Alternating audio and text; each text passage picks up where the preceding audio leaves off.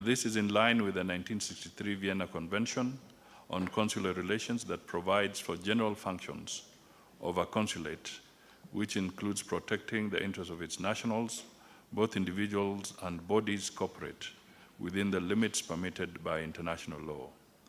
The consular functions listed in Article 5 include issuing passports and travel documents to nationals of the sending state and assistance in succession matters. Further, Madam Speaker, Article 36 of the Convention confers the following rights to a consular officer. Right to receive information regarding the arrest of nationals of sending states, the right to communicate with the arrested person and vice versa, that of the arrested national to communicate with the officials of the sending state, in this case our mission staff. There's also the right to visit the national of the sending state if in custody or detention to arrange for legal representation. And D, there's the right to respect the wish of the arrested national, including not to take any action expressly or on behalf of the national. However, these rights can only be exercised in conformity with the laws and regulations of the receiving state. I also wish to state that the Kenya Citizenship and Immigration Act, Cap 170 of the laws of Kenya, provides for issuance of emergency travel documents for Kenyans facing deportation and sets out conditions when someone can be denied entry. Madam Speaker, I would want to point out that so far, Kenya has entered into an agreement with South Africa regarding the return of nationals, refused entry and illegal entrance, which was signed on 23rd November 2022. Under this agreement, it is the responsibility of each country to verify the nationality of the deportees and, where necessary, grant them necessary travel documents. The agreement is, however, subject to the respective domestic laws and international instruments, including the 1969 OAU Convention governing specific problems of refugees in Africa. With regard to protocols readmitting deportees, the Citizenship and Immigration Act sets out the criteria or protocol for admission of such persons into the country. This includes the issuance of travel documents, verification of identity, confirmation of citizenship, right of entry and residence, among others. To this end, immigration officers along the points of entry and exit usually confirm that the person being returned is a Kenyan national before admitting him or her into the country. With regard to the second part of the question, requesting that I provide a list of Kenyans deported back to the country since 2010, stating reasons for each case where deportees were refused, I state as follows. The State Department of Immigration and Citizen Services has informed that the following number of Kenyans were returned on various grounds since the year 2022. We were not able to have information dating back to 2010. So we are able to present what we were able to get, and hopefully we can get the rest later. In 2022, there were 186 deportees. In 2023, there were 378. In 2024, there are 166. So a total of 730 deportees are on record since 2022 to date. Madam Speaker, we wish to state that, again, we will need guidance because as much as they are deportees, they have their rights, and to what extent can we disclose the reasons of each individual without breaching certain rights of these particular individuals? So maybe with the guidance of the chair, that is another area that one can seek guidance. But we have given the data of those who were deported. The third aspect is how does the Ministry of Foreign Affairs handle complaints and reports of human rights? In this regard, I wish to state that Kenya recognizes the sovereign right of any nation over their territory, and in managing their internal affairs, including admission and stay of persons in their territories, it is the duty of every Kenyan, therefore, to obey the laws of the receiving country. The protection of human rights is governed by the international human rights laws, which include the Universal Declaration of Human Rights, the International Convention on Civil and Political Rights, and the International Covenant on Economic, Social, and Cultural Rights, and the International Convention against Torture and Inhuman, Cruel, or Degrading Punishment, among others. The exercise of powers over nationals of another state thus should be within the confines of international law. The ministry receives sufficient reason, when the ministry receives sufficient reason to believe that the rights of a Kenyan national could have been violated, the following are some of the measures we take. A consular officer undertakes a visit to the affected person to provide a report on the circumstances surrounding the matter. The ministry may also consider dispatching a diplomatic note to the concerned state's mission, requesting to be furnished with information regarding the circumstances surrounding such violations. Where the evidence is overwhelming and no response is received from the host state, the ministry may issue a demerge where the highest-ranking diplomatic representative, ambassador or high commissioner, or charge d'affaires is summoned by the Ministry of Foreign and Diaspora Affairs and issued with a protest note requesting action. Similar action is undertaken through the Kenya mission in the capital of the country in question, where our ambassador or high commissioner or charge d'affaires presents the displeasure of the Kenyan government on the same and delivers a protest note. The ministry may also consider dispatching a special envoy or other high-ranking official from the capital to appeal or intervene with the host state.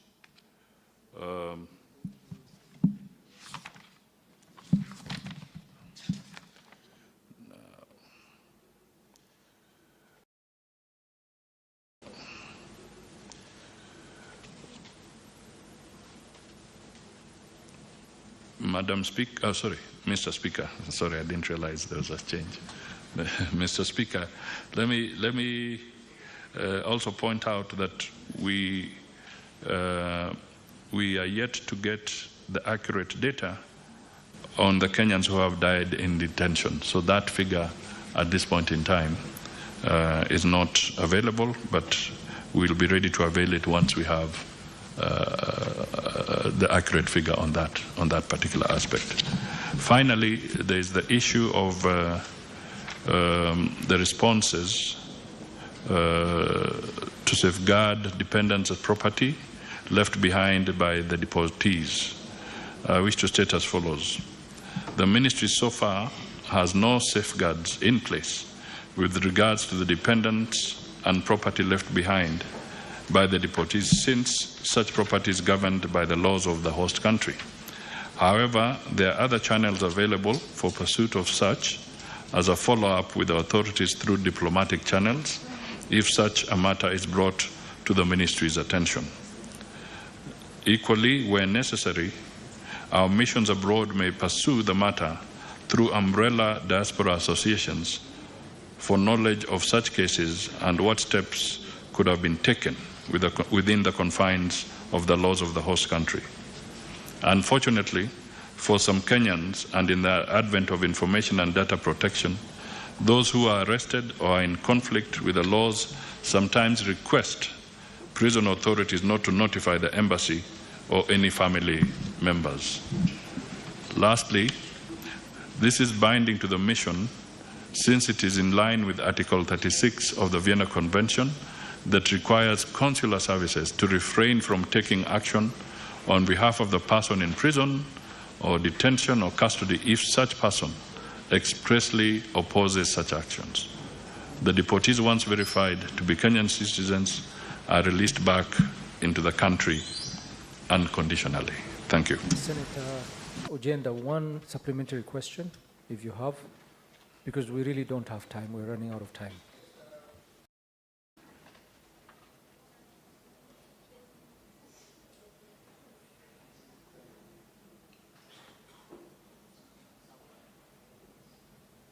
Speaker, I thought there was a Gen Z sabotage, but it is a Wednesday. Mr. Speaker, I am satisfied with the responses by the Prime Cabinet Secretary, and as a student of international law and diplomacy, I will reach out to the CS to clarify some of the data that he has alluded to. I am satisfied and I have no follow-up question. Thank you, Mr. Speaker. Thank you. Senators, we really are running out of time, and with your indulgence, I will have to cut this session short because the other two cabinet secretaries are already here. They've arrived. So I will only allow two supplementary questions, one from Senator Mo Fire and the other from Senator Juma Issa Boy. And please be very brief and one question only. Please go straight to your question. Thank you, Honorable Speaker. I want to revisit the concerns of my senior Senator Lwale on the issue of not having clear data of Kenyans abroad. I mean, should not arise because our immigration department that clear people to travel at the airport should have the data. Honorable Cabinet Secretary, do you collaborate with the sister ministry for that matter, the immigration department, so that maybe you can share those data? Thank you, Senator. Senator Issa Juma Boy. Asante sana Mheshimiwa Spika. Swali langu nataka kurudia tena kuhusu wafanyaji kazi ambao wanafanya kazi Arabuni, Saudia. Mheshimiwa Waziri, hapa mimi kama senator wa jimbo la kaunti ya Kwale, kuna shida kubwa sana katika kaunti yangu.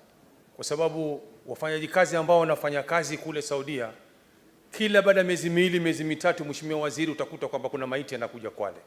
I'm telling you. Juzi miezi miwili iliyopita kuna mwanamke mmoja kwa jina Senator, yes, nilitoa agizo kwamba uende moja kwa moja kwa swali lako. Ndio hilo nenda. Uliza swali. Unajua Mheshimiwa Spika, hadithi mingi hatutaki, uliza swali. Unajua saa nyingine mtoto mdogo ataka kuzungumza aseme baba anaza kidogo dogo ndo ataongea. Uliza swali tafadhali Senator. Asante Mheshimiwa. Uliza swali. Asante. Sasa Mheshimiwa Spika, kuna dada yetu mmoja kwa jina la Zuhura Swaleh Mwabege. Zuhura Swaleh Mwabege alikuwa akifanya kazi Saudia, aliuawa mwaka jana mwezi wa Disemba. Huyu dada kwao ni Magaoni, sub county ya Msambweni. Aliuliwa na mpaka saa hii familia yake haijapata kwa nini aliuliwa. Embassy yetu ya kule, Mheshimiwa Waziri, mimi nakemea sana, si kama kwa ubaya. Hii embassy yetu ambayo iko Saudia tunataka iamke ifanye kazi. Hawa watu wanaofanya kazi kule wanakufa, wakiletwa hapa hakuna sababu wanaambiwa mtu amekufa kwa nini. Na embassy yetu iko kule kuwakilisha watu wetu. Faida ya kuwa na embassy kule ni nini? Mpaka sisi viongozi tupige kelele, tupige masimu, tuulize ndio maiti ziletwe. Mheshimiwa Waziri, nakemea sana embassy yetu. Na kama nasema urongo, waseneta wenzangu watasema kweli. Ni kweli si kweli watasema Mheshimiwa. Wanakufa na hatupati sababu kwa nini. Sasa hii huyo mama amefariki ni mwezi wa 4. Familia yake mpaka leo hajajua aliuliwa kwa namna gani. Maiti ililetwa mwezi wa 3 tukazika huko nyumbani. Na si mmoja Mheshimiwa Waziri, wengi sana wamekufa. Wengi sana. Si Kwale peke yake. Karibu Kenya nzima wanakufa Saudia na embassy haitoi sababu kwamba huyu mtu amekufa kwa lengo gani? Ameuliwa kwa nini? Wao ni kimya tu. Ukiwauliza embassy hakuna sababu yote Mheshimiwa Waziri. Tunasema embassy iamke ifanye kazi. Mtu akifa walete maiti watuambie amekufa kwa sababu gani. Asante sana Mheshimiwa Waziri. Asante Senator. Cabinet Secretary, if you could please respond to the two questions briefly. Thank you. I think let me say that we are not perfect, and the embassies may not have been perfect, but I believe I can be able to obtain information around Zuhura Swaleh and be able to share it even with the family, so that this matter can be put to rest. I also want to state that not all, I'm not talking about Zura anymore, that is separate, but some of the people who pass away in these countries, as we get the postmortem reports, not all of them are usually about murder, or some are actually normal aspects that come, cardiac arrest, some are afflicted by terminal diseases like cancer, and they're hit, and they end up dying in that place. So we can get a raft of this.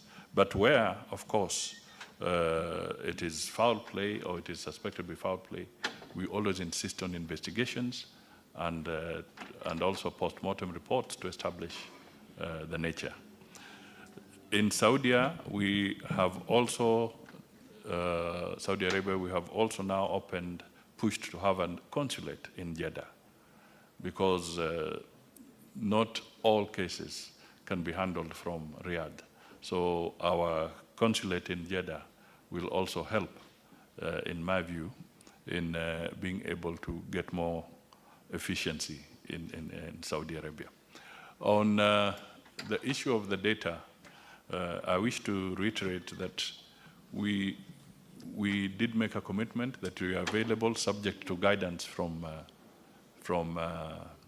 the speaker, because there are issues of data protection, and we want to safeguard that.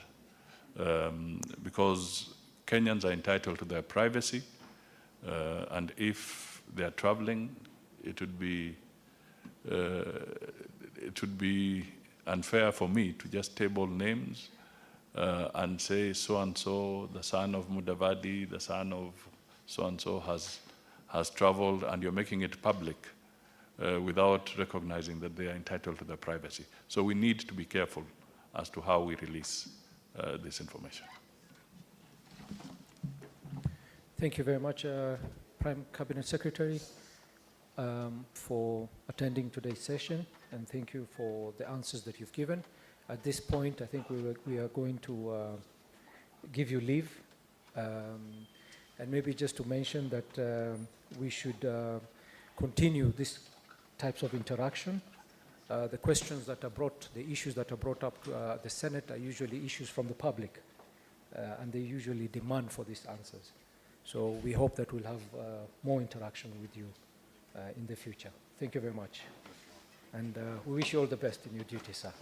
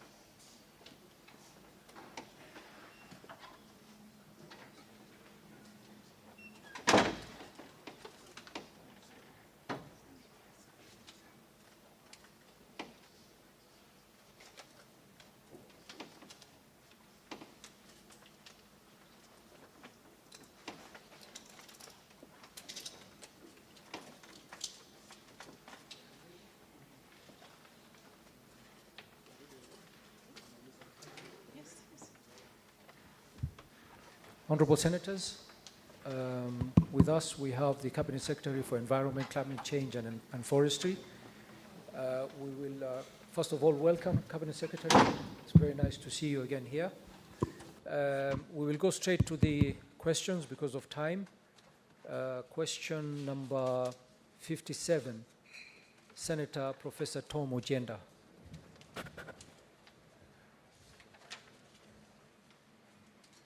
Thank you, Mr. Speaker. I shall ask question number 057, addressed to the Cabinet Secretary for Environment, Climate Change and Forestry, Madam Soipan Tuya. The question is in 4 parts. Part 1, could the Cabinet Secretary elaborate on the climate change initiatives put in place both nationally and in each county, considering the diverse topography and unique environmental and climate change needs of each county? B, what expertise was engaged and what criteria was applied in developing the national climate change initiatives and tailoring them to the specific needs of each county? Thirdly, could the Cabinet Secretary explain the measures put in place to enhance the capacity of each county government to implement the climate change initiatives in their respective counties, including the technical expertise of county governments to address environmental and climate change concerns, as well as the allocation of budgetary resources to each county within the designated timelines for the initiatives? And lastly, Mr. Speaker, sir, could the Cabinet Secretary provide progress reports on the implementation of the climate change initiatives in each county? Thank you, Mr. Speaker. Cabinet Secretary, welcome. Thank you, Mr. Speaker, for this invitation and for the questions raised by the Honorable Senator for Kisumu County. Indeed, Mr. Speaker, on matters climate change, environment, there is a very intricate link between the functions of the national government and those of county governments, and the role of the Senate becomes very crucial in terms of oversighting the implementation of climate action. Mr. Speaker, in terms of background, climate change remains a major threat to our nation's economic, social, and environmental well-being. And the major challenge remains to be how we will overcome the current low levels of climate resilience and the adaptive capacity that continue to threaten the ability of our local communities and key sectors of the economy to withstand the climate shocks that we find ourselves in. The ministry is the government lead on all issues climate change and has, through the Climate Change Act of 2016, established the requisite governance structures to guide climate change action in the country. And I will be expounding on this a little later. Mr. Speaker, Kenya is signatory to the United Nations Framework Convention on Climate Change, the UNFCCC, and the Paris Agreement. And we have been very keen to adhere to this important multilateral process by tapping into the available opportunities for us to be able to influence the global climate change discourse through active engagement in various global fora that arise from this international obligation. Mr. Speaker, the Kenya Kwanza administration has been very intentional in profiling the country's climate action. And it is because the vagaries of the climate change debacle are borderless. And what Kenya does or does not do affects the global community and vice versa. And that's the reason why we have been very deliberate in our climate diplomacy. As a result of which, Mr. Speaker, Kenya is currently the chair of the African Group of Negotiators, which gives the country an opportunity to shape the discussions on climate change in the continent, and thereafter influencing the same discourse at the global level through the conferences of parties, which happen every year. His Excellency, the President, is also the coordinator of the Committee of African Heads of State and Government on Climate Change, as well as after the hosting of the inaugural Africa Climate Summit last year in September, Kenya is currently the host of the Africa Climate Change Secretariat. And as I say, this really is intended to enhance our resource mobilization capacities, linking the country with the technologies across the globe, as well as the climate financing challenges that we face, that we require the global networking. Mr. Speaker, coming to the specific question by Senator for Kisumu County, which is the focused on the initiatives we have put in, both at national and county level, on climate change needs, taking into account the climate change needs of every county. Mr. Speaker, notwithstanding the fact that the core mandate of the ministry is to provide policy and regulatory environment for adequate implementation of climate action in the country, the ministry has been engaged very vigorously in resource mobilization to address the climate change issues. I will focus on an example of a program called the Financing Locally Led Climate Action, FLOCA, which is a US $295 million program, which is focused on building climate change resilience at the local level. The program is targeting 45 counties, all the counties with the exclusion of Nairobi and Mombasa, and I'm going to explain the reason why. And this program is funded by the World Bank, the governments of Denmark, Germany, Sweden, and the Kingdom of the Netherlands. Another program is the strengthening forest management for improved biodiversity conservation and climate resilience in the South Rangelands of Kenya, a project funded by the Global Environment Fund, and a list of others. I'm just highlighting the fact that in response to the Senator's question, we have been involved in fundraising efforts, and we have a list of projects that have come through. And Honorable Speaker, any fundraising that we do lands in counties to address the climate change challenges. The ministry, again, through the Development Partner Group, under the Office of the Deputy President, has been championing the alignment of all development partner projects and programs to the government manifesto, as well as ensuring the focus on tangible projects on the ground for us to realize maximum impact. Regarding climate change initiatives that we have put in place, we have a robust legislative and institutional architecture to address climate change and its impacts at both levels of government.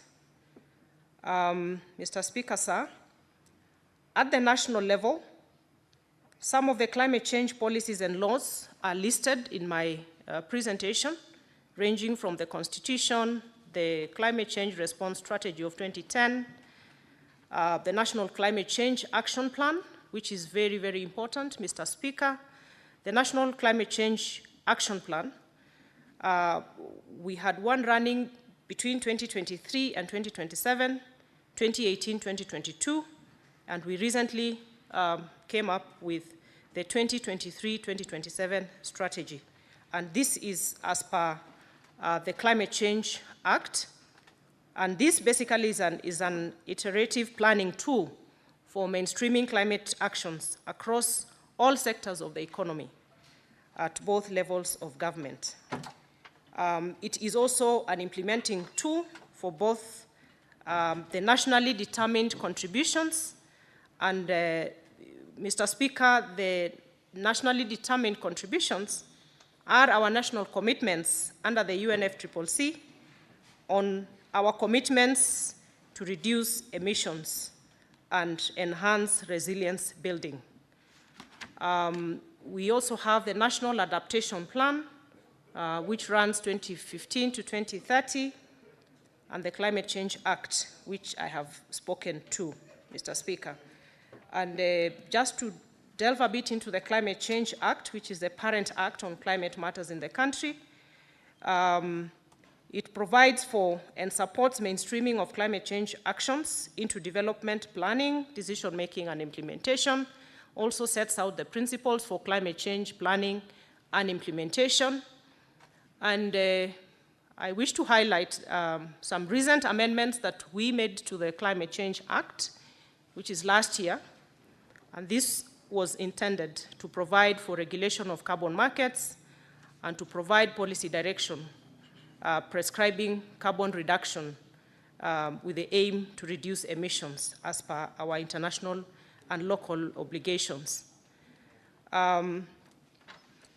Kenya has the largest carbon market portfolio in East Africa, but the truth of the matter is, Mr. Speaker, in terms of tangible impact to the citizens of Kenya, this has been very minimal, and the import of the amendments to the Climate Change Act were actually intended to ensure high integrity carbon markets and a very clear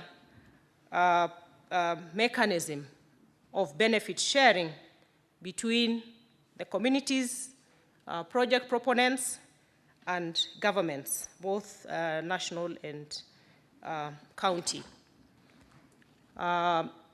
In terms of the progress around the carbon markets space, last week, I think the week before, 18th of June, we have moved to designate the National Environment Management Authority, NEMA, as the DNA, which is charged with the responsibility of authorizing and approving participation in the carbon projects under the Paris Agreement. And the reason I delve on this, Mr. Speaker, is because a proper implementation of the carbon markets framework in this country has far-reaching impacts on improvement of the livelihoods of the communities, as well as ensuring that we have sufficient coping mechanisms against climate action. We have listed also the National Climate Change Framework Policy of 2018, the Climate Change Finance Policy of 2018, the National Biodiversity Strategy and Action Plan 2019, as some of the legislative frameworks which set the stage for climate action in the country. Mr. Speaker, it is important to note that the mandate of the ministry is on providing operational coordination on climate change, providing technical backstopping, and requisite climate change policy and legal environment. And in this regard, therefore, the core mandate of the ministry is to offer coordination of various sectors.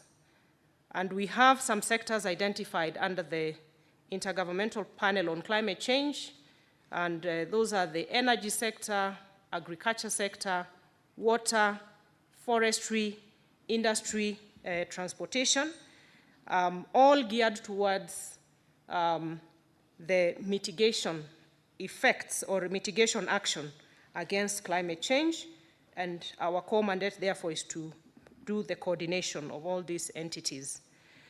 Mr. Speaker,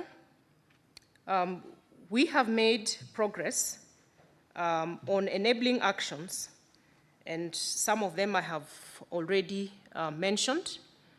Through the implementation of the 2 iterations of the National Climate Change Action Plan, there has been implementation of mitigation and adaptation initiatives across all sectors, some of which include the focus on increasing our tree cover, and this is with the recognition of the importance of prioritizing mitigation actions that have adaptation and sustainable development core benefits. adoption of clean cooking, especially at the local level, to reduce over-reliance by our populations on biomass for domestic cooking and energy needs. And Mr. Speaker, I will be stating that the forestry sector is listed as the topmost cause of greenhouse gas emissions in the country, and thus the focus on restoration of our degraded landscapes, as well as focusing on alternatives to biomass energy to detract attention from the rudimentary focus on firewood for energy needs. And therefore, we are focusing on picking up on technologies across the globe that will give us sustainable options. Adoption of e-mobility, which is key in reducing emissions from burning of fossil fuels, and the government through the line Ministry of Transport, is in the process of finalizing an e-mobility policy to this regard. And I'm glad I saw a motion passed by a member of this House calling for an increased focus on e-mobility options and non-motorized transportation in the country, which is the way to go. The other focus is the increased percentage of electricity generation mix to reduce emissions from the energy sector.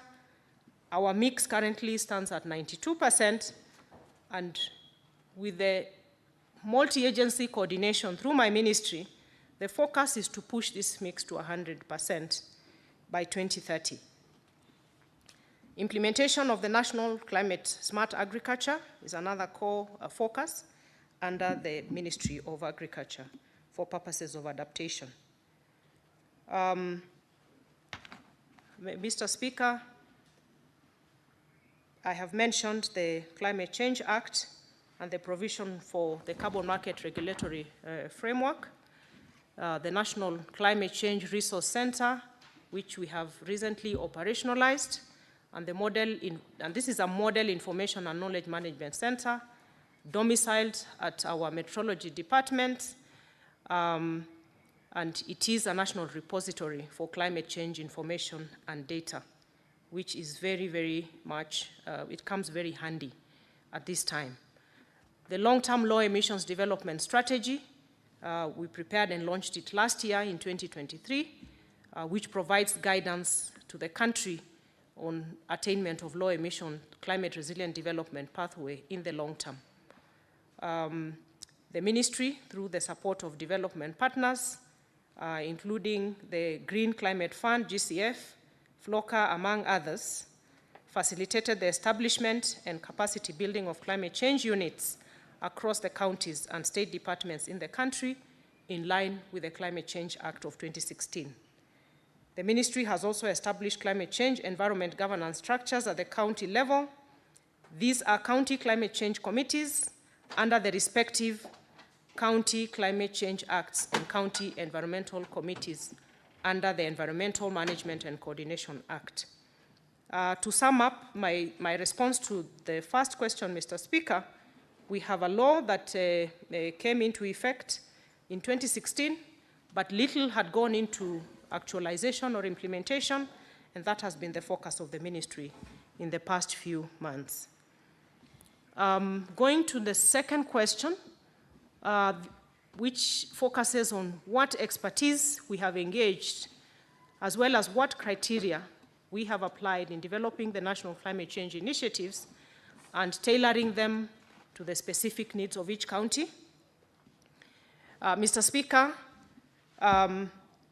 we are mandated to coordinate environmental and climate actions within the country, and having developed several national climate change initiatives, including policies, plans, and programs as required by law, we have also come up with an elaborate and inclusive process for the drafting and validation of national initiatives. And I'll state again, Mr. Speaker, that for the ministry and other key agencies at the national level and the county governments, we are linked at the hip when it comes to climate action implementation, and therefore the focus as the question has been tailored, has been to make sure that all the initiatives, the national climate change action plans, the strategies are very inclusive at their development stage. And allow me, Mr. Speaker, to just give us a snapshot of the process that we undertook with the development of the National Climate Change Action Plan of 2023 to 2027, again to demonstrate the expertise we engaged and the criteria applied to ensure that these policies and strategies are tailored to meet the specific needs of counties. At the development of the National Climate Change Action Plan, we started off with a nomination process of a multidisciplinary and multi-institutional team, which was used.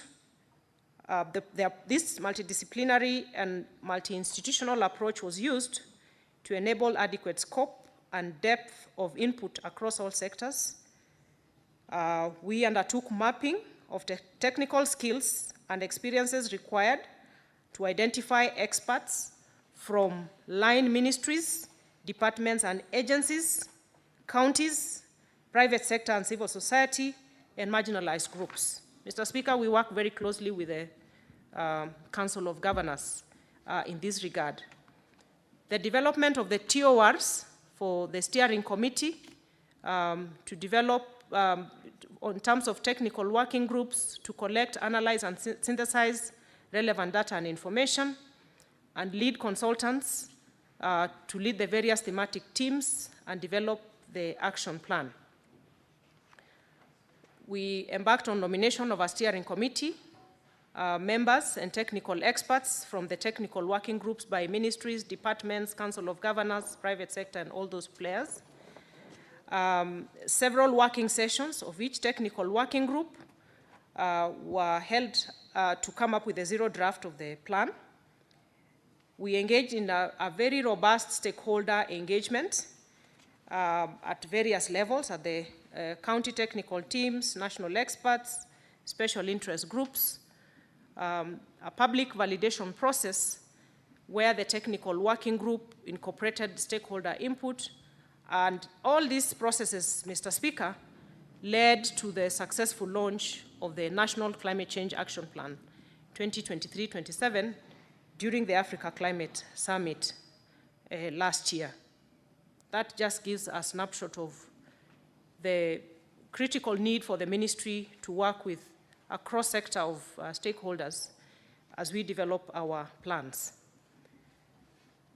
Question number 57, Mr. Speaker, focuses on for me to explain the measures put in place to enhance the capacity of each county government to implement the climate change initiatives in their respective counties, including technical expertise of the county governments to address environmental and climate change concerns, as well as the allocation of budgetary resources to each county within the designated timelines for these initiatives. Regarding the measures put in place to enhance capacity for each county, Mr. Speaker, noting the capacity building is a continuous and progressive process, we have carried out capacity building of county executive committee members, county officers, directors, and county climate change units in all the 47 counties on various climate-relevant issues. And this we have done through our climate change directorate within the ministry. We have also provided technical backstopping to counties on the development of county climate change acts, Mr. Speaker, and I am proud to say that at this point, all the counties are compliant in terms of coming up with their climate change acts. And what the ministry did was to develop a prototype that was then used by each county to come up with their climate change legislation. Development of county climate change action plans then followed, climate change policies, and participatory climate risk assessments. And at the same time, NEMA undertook development of county and environment action plans, mainstreamed into county integrated development plans. Mr. Speaker, you know that CIDPs are at the core of the county development plans, and with these county environment action plans, which were deliberately weaved around the CIDPs, then we are in step or speaking in the same tone with the counties. Mr. Speaker, we have also provided an innovative programmatic support to counties. The ministry, in collaboration with the National Treasury and the COG, developed the Financing Locally Led Climate Action Program to provide mechanisms to finance community climate action initiatives for enhanced climate resilience. The program, as I have said, is funded through the World Bank and a conglomeration of other partners. And the design is a unique Kenyan innovation designed to showcase how global climate finance flows can be efficiently and effectively channeled to address grassroots climate response needs. Mr. Speaker, I know it's of interest to the senators to have some bit of detail on the FLOCA program. Under the FLOCA program's County Climate Resilience Investment Grant, in 2023-24 financial year, counties received a total of 10,507,827 Kenya shillings from the FLOCA donors. Out of this, 7.3 billion was from the FLOCA donors, and Kenya shillings 3.1 billion was from the counties fund, the development fund of counties. Cabinet Secretary, sorry to interrupt. If you could please summarize the remaining answers, because of time.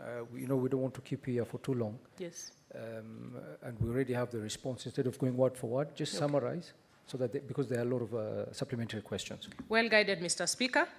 I'm happy if the senators have copies of my statement here, Mr. Speaker, because this is one program that is very important for purposes of collaboration between the Senate and the national government through my ministry to ensure that we attain maximum impact of the intended objective of this program, which is to fund climate action at the local level. Mr. Speaker, I have an annexure there which outlines how much money has gone to each county. And this is a very unique program which is based on results. And one of the conditions for the counties was that they had to put in 1.5% of their development budget to match that from the development partners. And Nairobi and Mombasa counties are excluded from this program for reasons that these two counties are big-time beneficiaries of other government, of other World Bank supported programs. Mr. Speaker, when it comes to the question, and as I conclude on this part of the FLOCA funding, the request to senators is to engage in the oversight role, as they do best, to ensure the funds are utilized prudently for the benefit of vulnerable communities. And the uniqueness of this program is that it is designed to run from the ward level. Question number 57, part D. The question focuses on progress reports on the implementation of the climate change initiatives in each county. Mr. Speaker, the Climate Change Act in sections 15 and 19 outlines duties of public entities and county governments with regards to climate action, and part of which is counties are required to integrate and mainstream climate change actions in their CIDPs. They are supposed to enact legislations. They are also required to report through county assemblies on progress of implementation of climate actions. They are to designate a county executive committee member to coordinate climate change affairs, as well as establish climate change units that is well staffed and resourced. Mr. Speaker, as we speak, until 2022, only 5 counties of Wajir, Mandera, Isiolo, Makueni, and Kitui had complied to the requirements of the Act. But through collaboration with the National Treasury, the Council of Governors, we have now supported all the counties, and I'm happy to say that we have full compliance. This is also true of the national level MDAs, where we have climate change units established across the board as per requirement of the law. Regarding progress reports on implementation of climate initiatives in each county, the counties are making significant progress in this regard, notwithstanding the many challenges. On policy and legislative measures, we have 45 counties that have already developed specific laws, like I had stated. We have 45 counties set up, which have set up county climate change funds and have put in 1.5% of their development budget in this regard. We have mainstreaming of climate change into CIDPs by 45 counties, Mr. Speaker, and the rest is outlined in the statement. On institutional measures, we have climate change units in every county as we speak. And Mr. Speaker, these are initiatives that have happened in the last slightly under 2 years because our focus has been operationalizing the law in this regard. Mr. Speaker, in financial year 23-24, we have seen significant prioritization of climate action at the county level in terms of resource allocation, which is very encouraging. And in conclusion, on the questions raised by Senator for Kisumu County, although much is already happening with the climate change crisis being manifested ever so harshly across the globe, with the cyclic events of drought, flooding, and this pendulum effect which is happening across the country, it is crucial that Parliament does prioritize adequate allocation of resources to both levels of government to address climate change issues, in order for us to build the necessary adaptive capacity for our communities. And this calls for aggressive resource mobilization, which I undertake for my ministry. And again, as I said, any funding that we mobilize at the national level lands in a county. Mr. Speaker, I beg to stop there. Thank you. Thank you very much, Cabinet Secretary. Senator, you have a supplementary question? Yes, thank you, Speaker. Mr. Speaker, the questions that I asked was specifically intended to get the ministry to highlight contributions that come from the FLOCA fund specifically. I note, Mr. Speaker, sir, that my county, Kisumu County, got a total of 273,335,666, and that is commendable, because if we lose oversight on these funds, either through the PSC or through CIPIC, then these funds will go into waste. We will never know where they end up. Mr. Speaker, one supplementary question. Could the Cabinet Secretary just tell us if there are any funds, if counties have earned any funds from carbon financing? If there's any supplementary list that CS as in Senate today, we could have it. If the CS could also perhaps even give this list at a later date so that we know, Mr. Speaker, how to oversight our counties. Thank you. Cabinet Secretary. Mr. Speaker, thank you for the supplementary question from the Senator for Kisumu County. Mr. Speaker, I highlighted that Kenya is touted as the highest trader in carbon credits in the region. Most of these transactions have been voluntary carbon trading transactions between private project proponents and communities at various levels and at different sectors.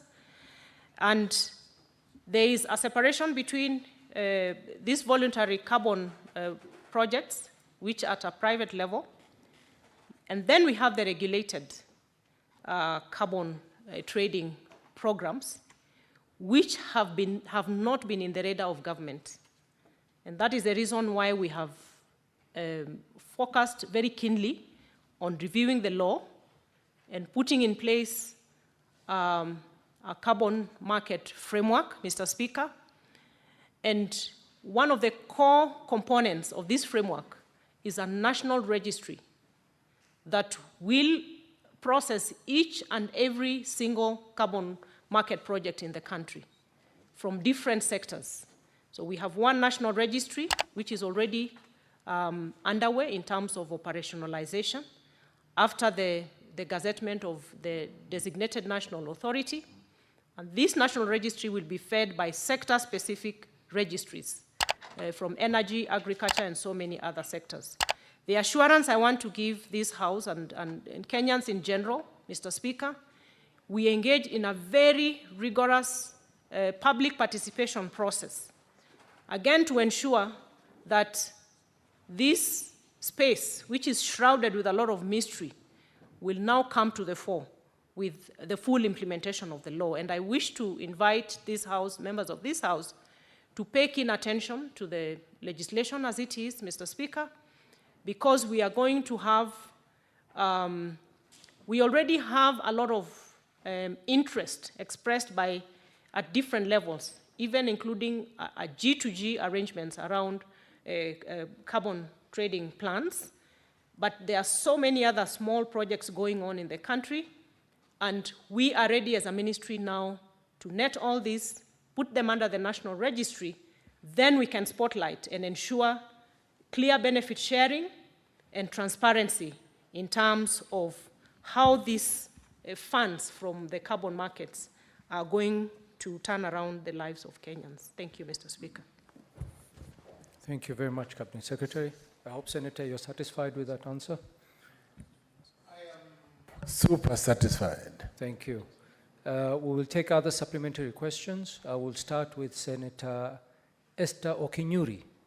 I hope your question is relevant to the main question that was asked by the Senator of Kisumu. And please go straight to your question, Senator. Thank you, Mr. Speaker. I'm one of those who doesn't need to be reminded on being relevant to the primary question. So I would want to find out from the Cabinet Secretary the progress of the 15 billion tree planting exercise and the status of public forest cover in this country. Thank you. Thank you, Senator, and thank you for being very brief. We'll take another question from this side. Senator Okongo, Eric. Thank you, Mr. Speaker. And I want to thank the CS for finding time to appear before the Senate to make clarification on some of the issues. Now, I want to raise a supplementary question on the usage of FLOCA money, the money that is used to financing locally led climate action. Waziri, you have mentioned to us that the government, through your ministry, has put in place governance structures to ensure that this money is utilized and used for the intended purposes.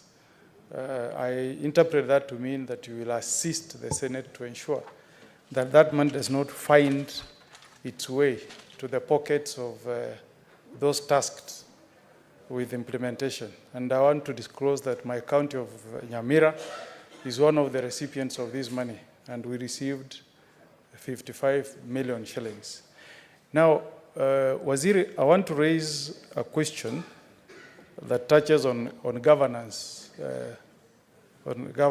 accountability, proper utilization of the FLOCA money. We had a project that was initiated called Raitigo Water Supply during the financial year 2015-2016. The county budgeted 17,301,915. The project was done. The money was paid to the contractor. I have details of the contractor who did the work. Auditor General raised issues on that project having been used to siphon money from the county. There being no value for money because the project was not completed and launched for the benefit of the people who reside in Raitigo area. Now, in response to that audit query, the governor responded that he wants to use money from Climate Change Resilience Investment Fund to complete the project. Madam CS, how do you ensure that the money we are sending to counties is not used as a way of, as an avenue for governors stealing money that is meant for a very good purpose on climate change? Because I don't understand, Madam CS, how money that has been set aside for a project through county funds paid out to a contractor. Again, how do you use donor funds to repeat the same project? Can you address us on how you are following up on governance, the proper usage and utilization of money? And if you can also take the example I've given you for Nyamira. If you want the response to the governor, I have it. I can table it before the floor. That can assist you so that we ensure that this money does not go to the pockets of a few individuals. Somebody was saying that some governors set aside a percentage. If you send 55, for example, to Nyamira, some say that 20 million should go to their pockets and then 35 can do something. And we really want this money to be used for the benefit of the people of the counties where we reside. Thank you. Thank you, Senator. Cabinet Secretary, maybe you can respond to those two questions, then we'll take the other questions. Thank you, Mr. Speaker. I will start by responding to Senator Essie on the status of our 15 billion program, as well as the forest cover of the country. Mr. Speaker, I want to say that we have a constitutional mandate to ensure at least a 10% tree cover, not forest cover, tree cover for the country. And I'm happy to report that the baseline that we have as we implement the 15 billion is 12.3%. And as I said, and this is from the latest assessment of our forest cover and tree cover done in 2021. Mr. Speaker, I mentioned that the forestry sector is the highest emitter for the country. And if we are to deal with the climate change crisis, including the flooding, the cyclic droughts, I want to say and really persuade for all of us to be on the same page that this program of reforestation is very, very critical in terms of emissions reduction, but also dealing with the mitigation aspects of climate action. Mr. Speaker, the progress of the 15 billion tree growing program is very good, as I must say, Mr. Speaker. We have a very high and encouraging reception from Kenyans across the board towards this initiative. We have, as we stand, Mr. Speaker, the national government through the executive has taken a frontline approach to do adoption of sites for restoration across the country. And this is just intended to give this the necessary push for each one of us to join in, from individual Kenyans to the private sector, the county governments, to join efforts in this initiative to make sure that we enhance our tree cover from the current 12.23% to 30% in 2032. As a requirement of the law, Mr. Speaker, we are required to do periodic assessments after every 2 years of forest cover, and I can assure the country that going by the actions and the receptiveness of this program across the board, we are going to see very, very significant enhancement of our forest cover across the country. The last thing I will mention is that we are encouraging Kenyans to focus. If, Mr. Speaker, we had been focusing on very well-structured tree growing programs in the country, we would be very far in terms of our forest cover. But what we have been doing over the years is planting trees and not paying much attention to the nurturing and protection of these trees to maturity. And that is why we have been deliberate in telling Kenyans we are engaging in tree growing, not tree planting. If tree planting really counted, then we would not be planting trees anymore in this country. So even when there is no rain, the focus should be on how to protect the seedlings that we have been planting over the years. Mr. Speaker, moving to the question by the Honorable Omogeni on the usage of LOCA funding, once again is just to really load the questions put forward by the Senator for Kisumu about LOCA. It is a very, very critical fund, Mr. Speaker, and our intention as a ministry, and even in our discussions with the development partners, this is a model. It has not been tried anywhere before. Kenya is the first one to model this very devolved level climate action plan that is supposed to impact on lives from the very grassroots level. And we have had legislators and even executive members from other jurisdictions coming to benchmark with the FLOCA. So I would really want to urge this House, please let us guard the FLOCA funding against our hearts, because the development partners are willing and ready to scale up, but only if we record success.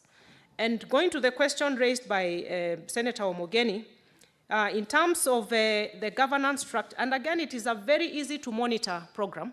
It is fashioned against Program for Performance, designed by the World Bank team, which there are clear steps and conditions that counties must meet in order to get the next level of funding. It is in my interest, and I'm sure for the senators, that all our counties succeed in this. One of the requirements of the P4R system is that counties must come up with special purpose accounts. Actually, if they don't come up with special purpose accounts, it becomes an audit query, and they cannot be eligible for more funding. So those are things that we need to look out as senators. That is what you need to look out in your oversight role. We have climate change planning committees at the county level, and we have ward climate change committees, again at the ward level.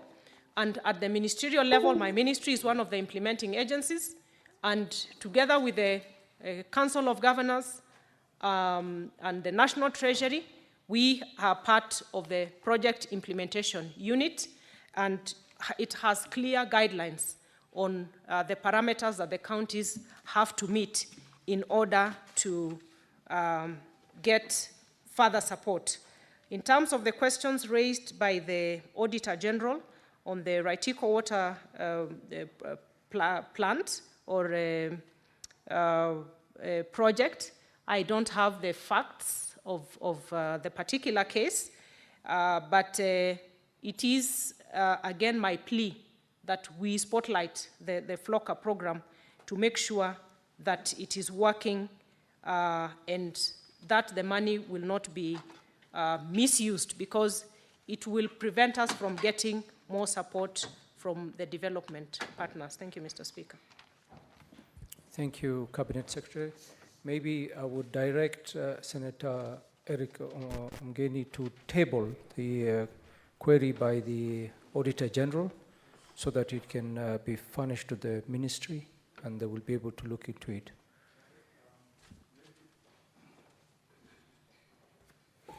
Yes, Mr. Speaker, sir, I then wish to table a letter dated the 15th of May, 2024, signed by the His Excellency Governor Amos Kimomi Nyaribo, and I'll direct the CS to look at page 34 of that document, the project Raitigo Water Supply, initiated 2015-2016. The second column will show you the money that was budgeted and paid, 17,301,915. The fourth column, as a response from the governor, where he says that he's going to use money from Climate Change Resilience Investment Program, grant funds, to complete that project. So it will be double budgeting, budgeted at the county level, money set aside, money paid to a contractor, and again, he's saying in 2024-2025, he's going to take money from the donor funds to put it in the same project. So, Mr. Speaker, sir, I table the document. Thank you, Senator.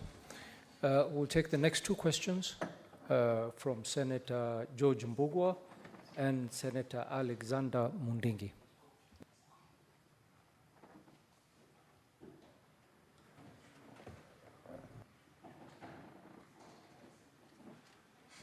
Give him the mic, please.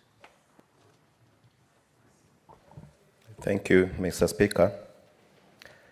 Under the Forest Conservation and Management Act, community forest associations are granted permission to participate in forest conservation, including harvesting and grazing.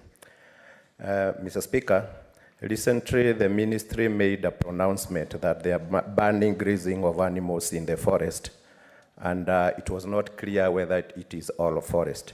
Can the Cabinet Secretary tell the country through this House what is the correct position so that we can know what is happening in our counties? Thank you. Thank you, Senator. Senator Mundingi.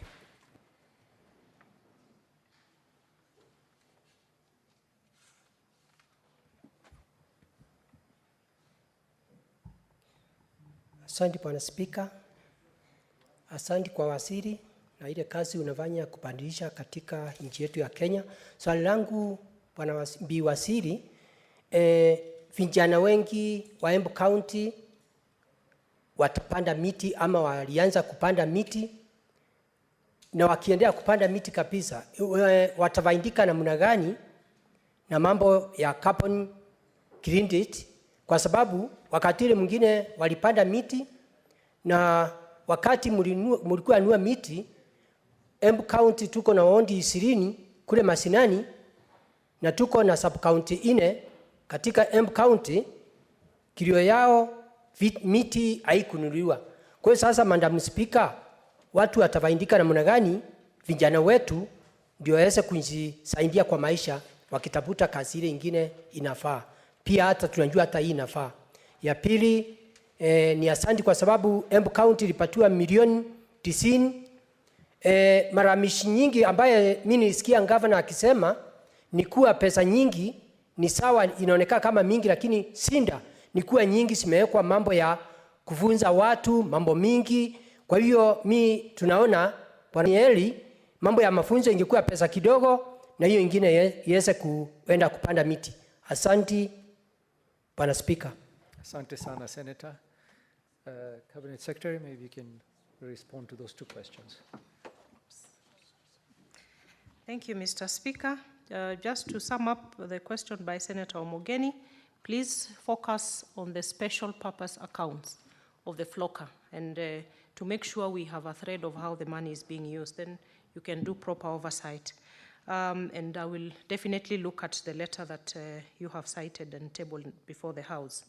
From Senator Mbugua on the Forest Conservation and Management Act, Mr. Speaker, we have within the law participatory forest management processes. I want to say that without the support and partnership of communities, we cannot succeed with our tree planting, we cannot succeed with our forest management. And the intended purpose for participatory forest management procedures is to have communities at the core, the forest adjacent communities at the core of forest management.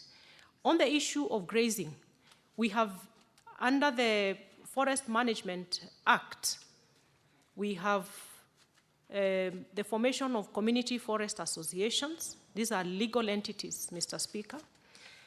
Under the Community Forest Association, there is laid out a framework of collaboration between the forest associations with the Kenya Forest Service officers to actualize the participatory forest management plans in the sense that we have certain user rights within the forest. Grazing is one of them, but they are practiced within certain parameters and certain regulations. For example, Mr. Speaker, we cannot say that we can have freelance grazing in our forests, because then what happens to the restoration efforts that we are engaging in? We plant trees and then cows and goats come in and eat up the seedlings. We'll be doing a zero-sum game.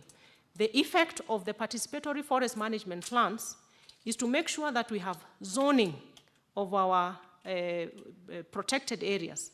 We have designated spaces where grazing can happen.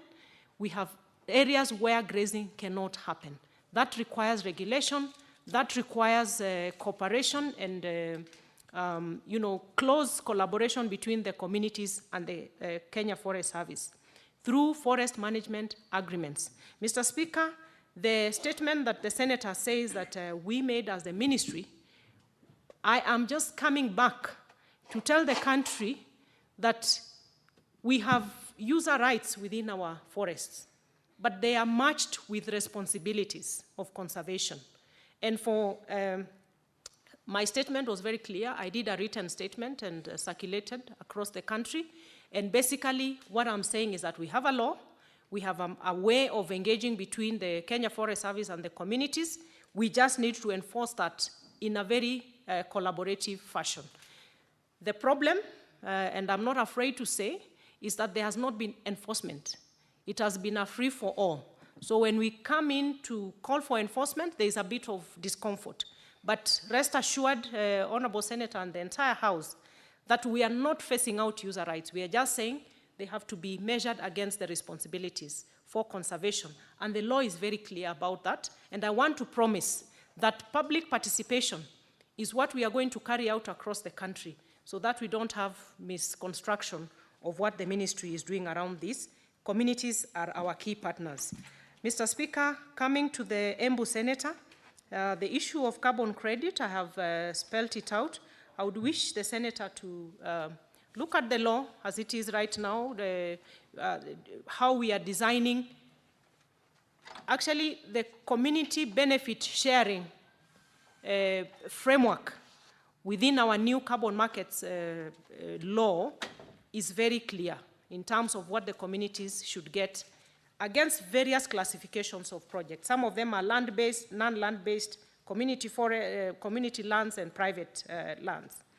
Mr. Speaker, I take cognizance of the issue raised by the Senator to the effect that young people are planting trees. Some of them have come up to develop nurseries across the country because of our 15 billion tree strategy. Mr. Speaker, we had a very good plan to set up a green army across the country, which was really going to focus on these young people, where we would source the seedlings from them for the tree planting initiatives, but also use them in the protection and maintenance of the seedlings. But because of the fiscal situation we find ourselves in, we are yet to implement that. But with the current tree planting activities happening at the executive level, where CSs are allocated various ecosystems across the country, we are very clear that we mobilize around the local communities in whatever site a CS is allocated to, in terms of sourcing of seedlings from our young people and young women, but also engaging them in the contractual activities that come with it.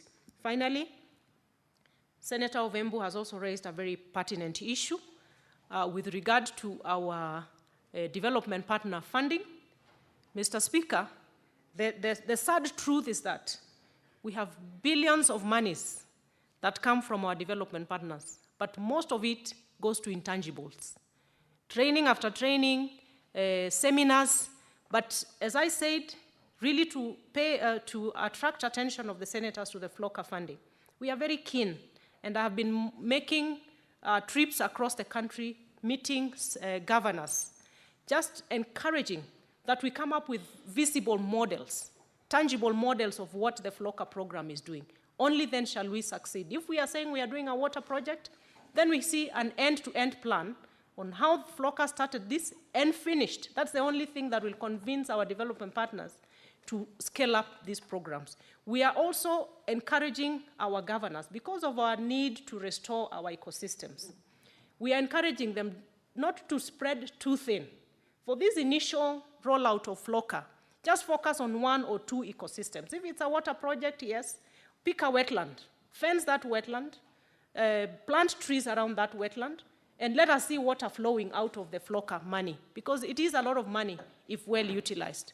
So, Mr. Speaker, once again, as an implementing ministry, we are keen to make sure that these development funds go towards tangible, visible projects. And the monitoring aspect of FLOCA, Mr. Speaker, is one I've been very invested in, and with the support of this House, then we can make sure that we will have replicable models that will help us in our environmental conservation. Thank you. Thank you very much, Cabinet Secretary. We shall proceed to the next question. I see that James Murango is not here, so I will direct that question is dropped. And Honorable Senators, it's very unfortunate that as Senators, we put a question in place. The CS prepares the response, sends a written response, attends the Senate to respond to that question, and then the Senator is not present. It's very unfortunate, and I apologize to the Cabinet Secretary for that, but I have to drop this question. And we also have the provision on our standing orders that you can nominate somebody to ask on behalf of you if you're not available. So, Cabinet Secretary, my apologies for that, but I do thank you for your thorough answers to the questions that were asked today. And I would want to also encourage you not to lose heart on this one case where the Senator was not here to ask the question. But we need this kind of interactions, because the issues that are raised here by the Senators are issues brought to us by the public.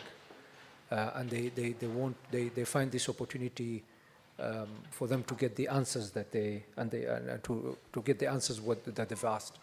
So, Cabinet Secretary, mine is to say thank you very much for attending, and to wish you all the best in your duties and the work that you have at the ministry. Thank you very much, and we will give you leave.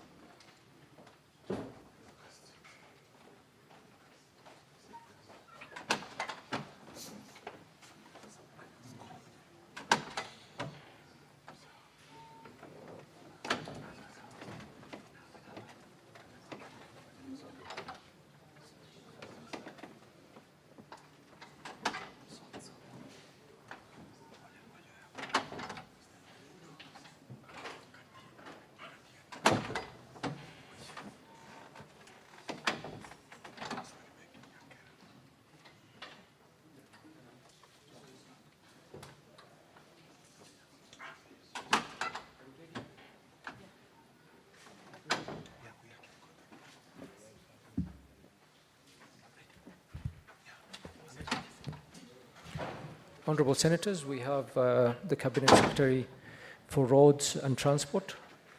Cabinet Secretary, welcome back to the Senate again. Thank you very much for appearing.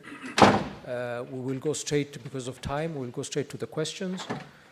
Question number 45 by Senator Oburu Oginga will be asked by Senator Ogola.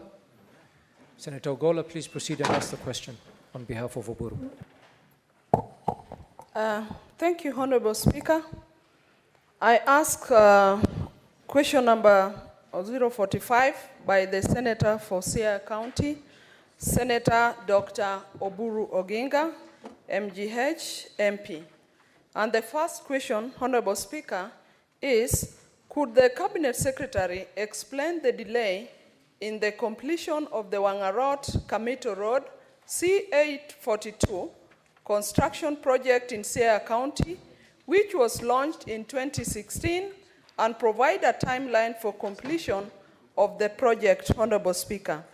The expected completion period was supposed to be 2016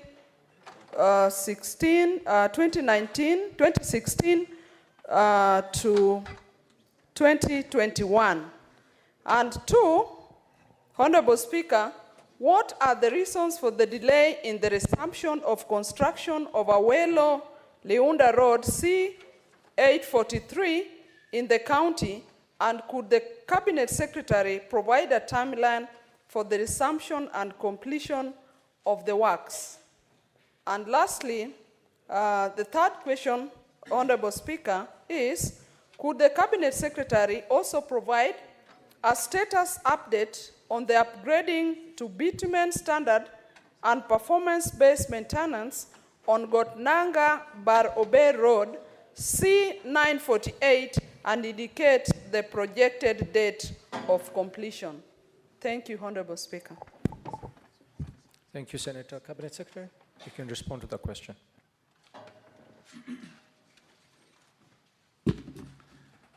Thank you very much, Mr. Speaker, for the opportunity to come and respond to the questions. Always, again, let me repeat that it is my greatest pleasure to come back to this very august house.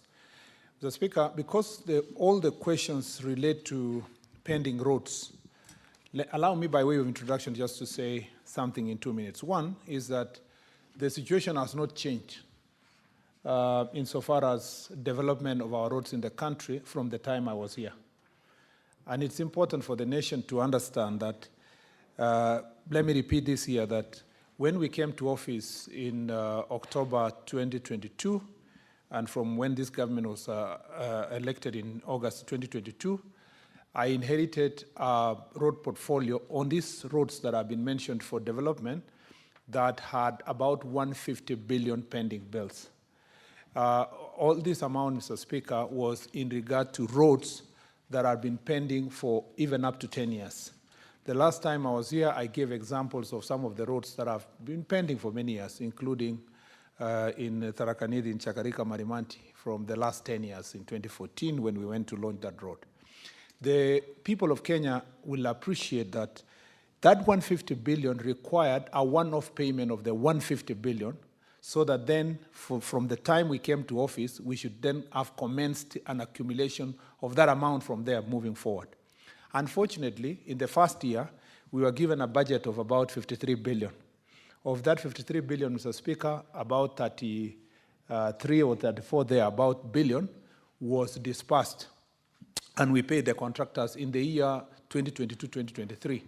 When we paid some of these contractors, because it's distributed, as you know, Parliament budgets road by road, it's distributed a little amount of money across the roads. Some of the contractors were able to go on site. Then in this financial year, which has just ended, 2023-2024, the budget provision initially was 73 billion. Then supplementary budgets came in, cut that amount up to 51 billion. By the end of that financial year, on 30th of June 2024, which is a few weeks ago, the ministry only had received 25 billion, a half of the disbursements of the budgetary allocation. What does that mean? For the 2 years I've been in office, in terms of budget allocation and disbursement, the actual money that came to the ministry to chase the road portfolio of 150 billion then was only about 50 billion. And Mr. Speaker, when the 50 billion was paid, of course, the contractors incurred another pending bill. That moved it to, again, 165 billion. So as we sit here, we have a pending bill of 165 billion for all the road contracts across the country. That explains why most of the questions that I'm going to now read, the answer are supplied to this House, the answers are majorly, we will complete when funding is provided. We have gone to a new financial year with another budget of another 50 billion, Mr. Speaker, to chase another 165, and therefore we are not even sure whether there will be a disbursement that is commensurate to the resources we want by the end of this financial year. It therefore means, from a ministry perspective, unless from the Treasury and Parliament through budget, we have a drastic decision-making for a one-off payment of the contractors of the 165 billion, we will be lying to the nation, and I will continue being that minister being accused if we lie to the nation that we are going to complete these roads in time in the absence of a drastic change in the budgeting process. It is even, the situation is made worse because, Mr. Speaker, of the misfortune of the failure of the finance bill. That means we stagnate around here because government to be able to plug in the 49 billion, that is a gap, and to look for other resources to do this becomes a big challenge. The answers, Mr. Speaker, now when I read will move a bit faster because all the answers, most of the answers to the questions asked here are related to non-existence of budgetary allocation for the roads to be done. It is the state of the nation, it's the state of the ministry, it's the state of our roads. And it's important that for the last 2 years, why this government has been accused of miscommunication is, Mr. Speaker, because we have tried to behave like an African father who does not want to tell his children the exact state of his pocket in the hope that in the fullness of time, you will get something and you will satisfy your children. Unfortunately, the impatience of your children can easily eat you because you've been trying to hide the truth of what it is. I have decided, Mr. Speaker, that we lay it bare so that the people of Kenya know the state of their infrastructure, the state of their accounts, their budgets, so that then they will know whether they will be ready to make sacrifices in other sectors to complete the roads. And Mr. Speaker, the last statement I was going to make on this issue is that this is a systemic, historic problem because some of you who are sitting now here, who are in National Assembly, you kept, for example, in our Jubilee administration, which I gladly also were part of it, but I sat in this House. You kept doing the things you did in National Assembly by increasing the number of roads and approving a budget for roads without a clear plan of how will these roads be completed before you start a new one. That is why this administration also, when we came to office, we made it clear to the country that we are not going to start new projects until we complete the projects that are in place, because this disease was going to be carried forward continuously, year in, year out, and we were living a lie. And that's why we must confront the reality on the ground. Now, therefore, Mr. Speaker, I will go straight to respond to the question number 45.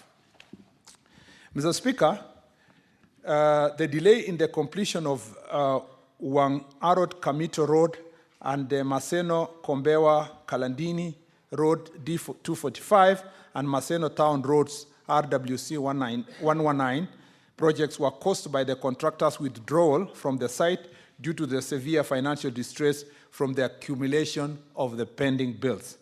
The current pending bill for this project is Kenya shillings 203 million shillings, 476,681.90 cents, and the allocated budget for the last financial year, which has just ended, has been exhausted with a payment of only 56 million shillings, 370,000. The budget for the project for this coming financial year, Mr. Speaker, is 70 million. You can see even the budget for this financial year coming is 70 million, still chasing the balance of the 203 million, which is the pending bill.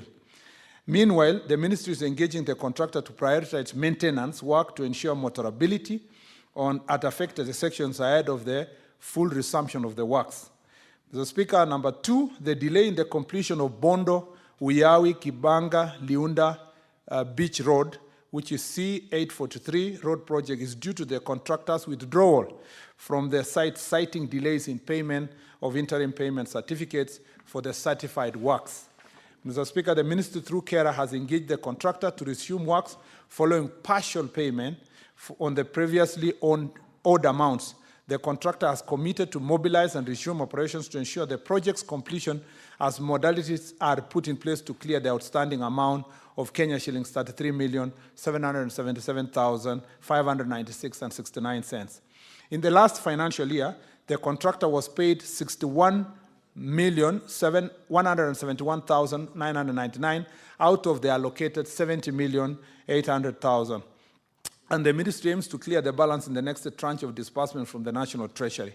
The upgrading to bitumen standards and performance-based maintenance of the Gotnanga, Jera, Bar, Ober, D1853 road project is currently at 20% progress, with 2.35 kilometers of tarmac completed out of the contracted 12 kilometers. The project's delay was previously caused by inadequate budgetary allocation, leading to payment delays and the contractor's withdrawal from the site. The contractor has since resumed full operations following the payment of all the pending bills in November 2023. The project is anticipated to be completed in the financial year 2024-2025, this financial year, subject to the appraisal of the contractor's application for an extension of time. I thank you, Mr. Speaker. Thank you very much, Cabinet Secretary. We'll go straight to the next question, number 50 by Senator Mugeni Eric. Thank you, Mr. Speaker. I rise to ask question 050. One, CS, why are there no essential road safety features, including proper markings, signage, rumble strips, and speed bumps on the Metamayua, Mecheo, Chebingombe, Nyansiongo Road?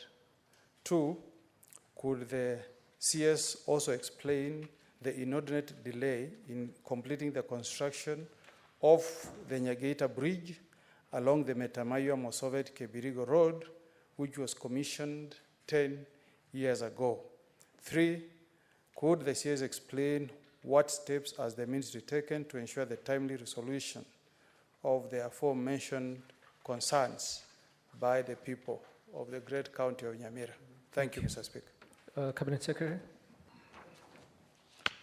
Thank you, Mr. Speaker. I beg to respond as follows. Outstanding works remain on the project for the upgrading to bitumen standards and performance-based routine maintenance of the Kijauri, Nyansiongo, Raitigo, Metamayua Road. The contractor, China Far East Construction Group Limited, withdrew from the site due to severe financial distress from the significant amount owed by him, amounting to 856,981,424. I am cognizant of the fact that the outstanding works are critical for safe usage of the road and constitute installation of tertiary road features such as the road furniture, speed bumps, road markings, and signage. It is noteworthy that during road construction, the sequence of activities is such that the works start with the earthworks, followed by pavement works, and the tertiary features are attended to last. Unfortunately, the contractor in this case withdrew from before carrying out the tertiary works as a result of the aforementioned financial distress. Mr. Speaker, this has become also a problem for us in the road safety site. The questions Kenya are asking, and then again, using this answer, it's across the country. Because all the roads which are pending are partially done, then, and the sequencing of how to construct these roads requires that you finish first before you start road furniture and markings. Then the people of Kenya are suffering because, you know, there are no bumps in the areas they are asking, there are no markings because the contractor is not on site and because the work has not been finished. So it's a double jeopardy when it comes to the question of you don't have the road completed and you don't have the safety on the road because of the markings. Mr. Speaker, the Metamayua, Mosobeti, Kebiringo Road, B5 was constructed through the stage construction approach, and the Nyagaita Bridge was not part of the project scope due to funding limitations at the time. The ministry acknowledges that the bridge requires extension to accommodate increased traffic volumes following the completion of the road projects. As an interim measure to improve safety, guardrails were installed on the bridge, along with the construction of rumble strips and speed bumps at the approaches to calm traffic accessing the bridge. Number 3, regarding the Kijauri, Nyasiongo, Raitigo, Metemayo Road, the contractor is under instructions to carry out the necessary works as detailed in the substantial completion inspection report. This will be subjected to final completion inspection before the contractor is discharged from the project. However, the contractor has not attended to the outstanding works to date and has since withdrawn from the site due to the aforementioned financial distress. The ministry is pursuing funding options in consultation with the National Treasury to find viable financing solutions to pay a significant portion of the outstanding payment for this and other similar stalled projects to facilitate the completion of outstanding works. I thank you, Mr. Speaker. Thank you, CS, for that response. I believe, Honorable Omogen, you've got a supplementary question to that, which, well, I grant you the opportunity to proceed. Yes, thank you, Bwana CS, for your response. But Bwana CS, through Mr. Speaker, you note that in your response you have said the outstanding works are critical for the safe usage of that particular road. And I want to bring to your attention, CS, that already we have lost about close to 10 people along that stretch of that road. So this is a matter that is very, very critical if we are to attain the safe usage of that road by the residents of Nyamira. Is there any urgent measures you can put in place to ensure that these remaining works are done during this financial year, going by the government policy of completing projects that are already ongoing before we deal with the new ones, noting that there is not even one single bus stop along that road. There are no bumps anywhere in the whole of that stretch, Mr. Bwana CS. And to the Nyagaita Bridge, you note that that is a high volume road. The bridge I'm mentioning is really a makeshift. It's a makeshift. That's the road we use to transport our tea, a key economic activity in the county of Nyamira.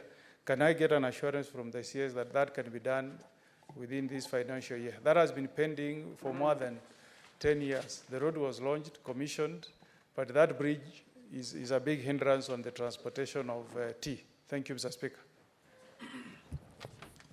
Thank you, Senior Counsel. Waziri? Thank you, Mr. Speaker. I think if we can, at least I did the early introduction about the general status of the funding across the country. The thing I would suggest is that maybe we can plan for safety activities just within the availability budget. So see if we can do the bumps and the markings. And even if it is just signage to say approach slowly, there is along and the problem with the line, I have heard you, sorry, Mr. Speaker, I should not be, but the reason why you can't put the marking is perhaps unless they have finished to the required layer. If you put the marking, you will have to remove again and do it. But I have also, based on the experience of this problem across the country, I have been asking the engineers whether we can reverse the decision on how roads are completed, such that every milestone is complete. That means if you have a 10 kilometers and a milestone is 1 kilometer at a given period, you do the 1 kilometer after markings, then 1 kilometer after marking. So that is, from a policy perspective, we think we should do that, considering now we have a long way to go to complete the remaining kilometers of roads based on the budgetary allocation. So we will look at that widely, but in the meantime, we will try to do some signage and perhaps bumps. On part of the bridge, let me see. There's something we're trying to do, Mr. Speaker. The reason why also maintenance money is becoming difficult to get ways of apportioning money from the road maintenance levy is because we have reached our limit. At the moment, our road network has increased by 61,000 kilometers from 2016. The road maintenance levy fund that we have now, their value at the moment has depreciated because the power of the shilling at that point in time in 2016 is not the same power of the shilling today, yet we still collect 18 shillings per litre. We had a very good public participation about increasing the road maintenance levy by 7 shillings so that at least we raise some money to do this maintenance, which is another problem across the country. Roads, for example, like Isibania to KICC, the period for construction by the contractor to construct and maintain is now over. So it needs to be handed over to Kenya and a number of other roads that were constructed during the development partners. The people of Kenya have told us, yes, we want the roads, yes, you can get the money, but not at transferring the cost of the pump by 7 shillings up, because they don't want the cost of living, because fuel also creates a problem across the sector. So we are now sitting, because we finished the public participation on Monday, and go and sit together with the Petroleum Department to see, is there ways that some other levies or so forth can be foregone or something, so that we concentrate first on raising money for the roads. But as we do so, I think we will now see how we support your bridge. If we succeed in this endeavor, which I am hoping that we can do in 2 months or so, we will have additional resources a little bit, and we can save such bridges because of the danger and the problem it's causing the country. Right? And I want to thank the senior counsel, my friend Senator Mogeni, because he's also been harassing me on the same issue in my office, and really, truly, it means this is something that means a lot to him and his constituents. I thank you, Mr. Speaker. Thank you, Cabinet Secretary. We'll take one supplementary question. Senator John Kinyo, is it in regards to this question? Okay, go ahead.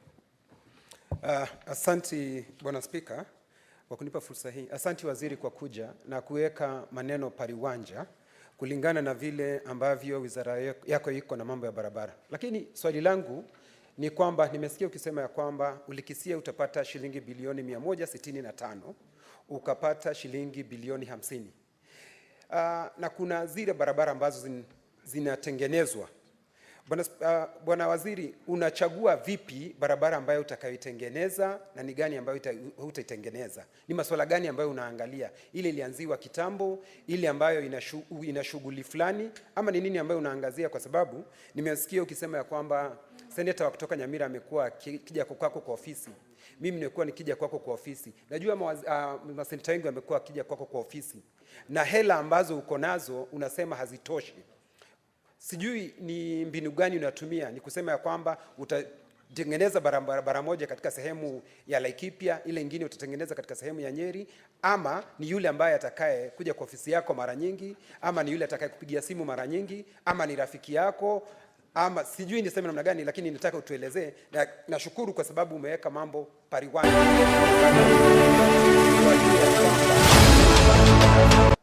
na unazitumia vipi? Asante Senator. Yes. Bwana Spika, ningependa kusema kwanza kwamba uwezo haiko katika kupitishwa na bunge la kitaifa, na wakati tunapitisha hiyo bajeti, hiyo bajeti inakuja kama tayari iko na hela zote, barabara gani itapewa hela ngapi. Kwa kimombo wanaita itemized budget. Wakati bajeti ile schedule ambayo inapitisha, ama ile taftari inaonyesha tayari inaweka barabara zote, kila barabara pia. Ile barabara nilisoma hapo awali, nilionyesha barabara fulani iko na bajeti kiasi kwamba hata wakati hiyo schedule sasa kila Mkenya. Swali la Mheshimiwa Kinyo ni la maana sana, lakini pia ni la kisiasa. Kisiasa kiasi it's a political decision. It's a policy.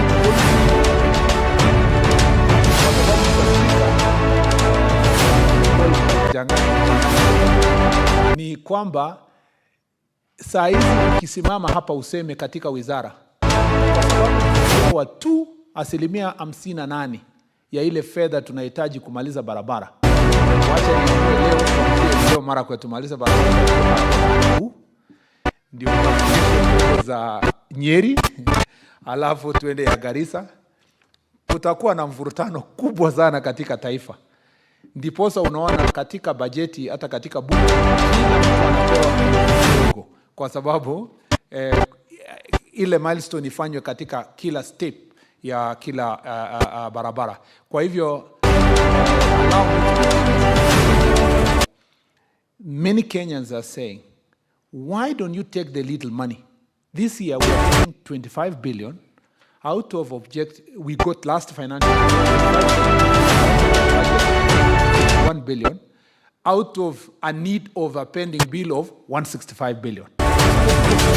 Yes, you need 165. Why don't you take the 25 billion, finish the road, complete the interchanges, and they pay the contractor, or finish this road and do it? Because that decision is not tenable politically for so many leaders and parliament itself when they are doing budget, because they want to make sure that every part of the country, their contractor is taking steps. The second and most difficult problem is that if you do not make an attempt to continue paying the contractors, the problem that will come in is that you are worsening the interest, okay? And some contractors will leave now site completely, and they will take action, legal action against the ministry and the agency. Therefore, to return them will become difficult. So for the 2 years, I have become a negotiator of some sort, at least thanks to my political and legal training. I have to call a contractor and say, we are paying you 20% of your required amount, but please go to site. We will try our best to make a case. And we are still doing so, and we believe that perhaps before the end of this year, we will have made a step. It's not within my purview.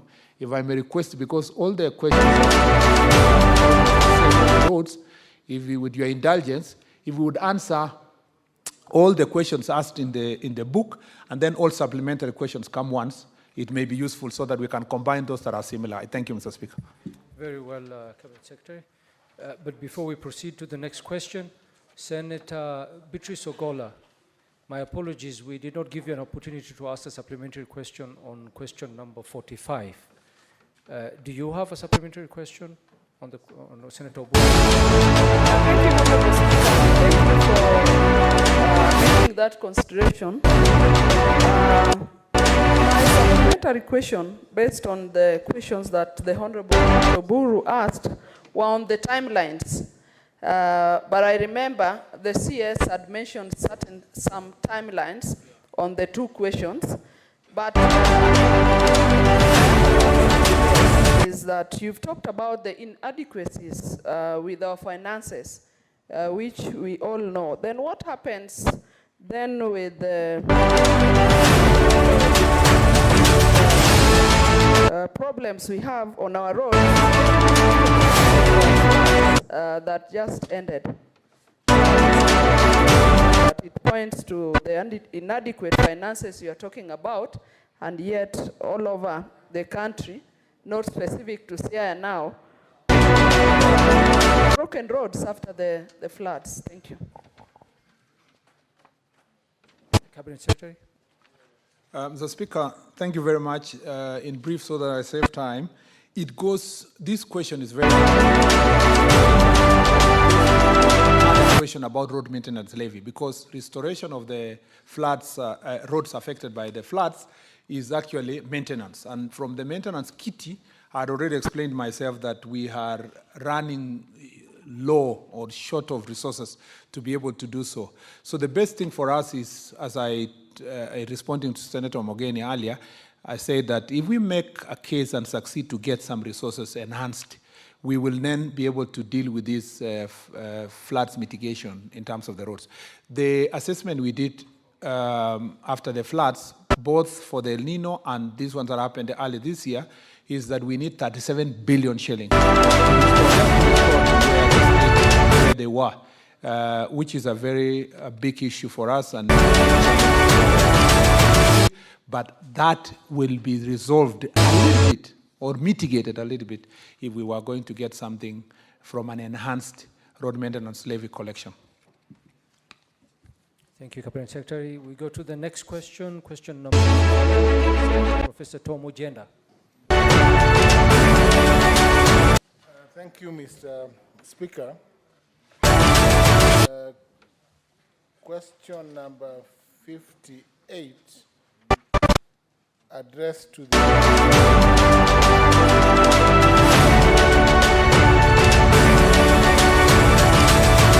specifically to what extent government's involvement in the operational matters of KICC, specifically regarding the protection and welfare of staff. Part B, could the Cabinet Secretary provide details of KICC staff, of redundancies and retrenchment since 2010, and explain what necessitated the workforce reduction? Was procedure followed during the exercise? Was the procedure followed during the exercise lawful? How many retrenchment cases by the organization have been found to be against the law?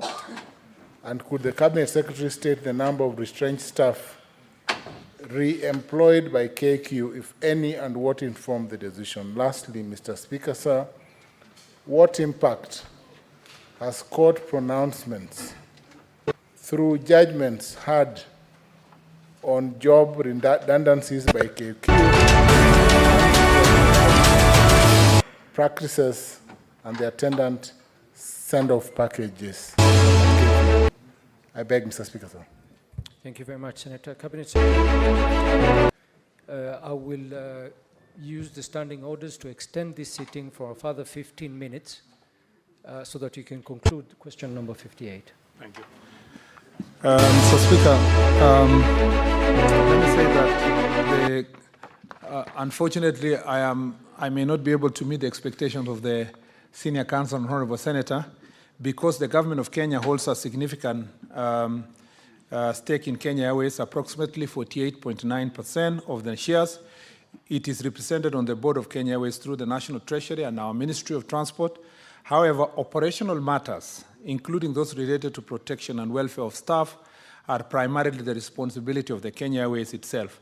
These operational issues are typically addressed and managed by the management and leadership of Kenya Airways. Kenya Airways is not really a parastatal per se, where we have proper access to all this information, Mr. Speaker, and I do not want to commit myself to answers that they would write to me, because then the interrogation would have to come to this minister and would have to answer. The best way forward, we suggest from the ministry, is to invite Kenya Airways as Kenya Airways, so that they take responsibility as Kenya Airways, preferably, Mr. Speaker, to a committee.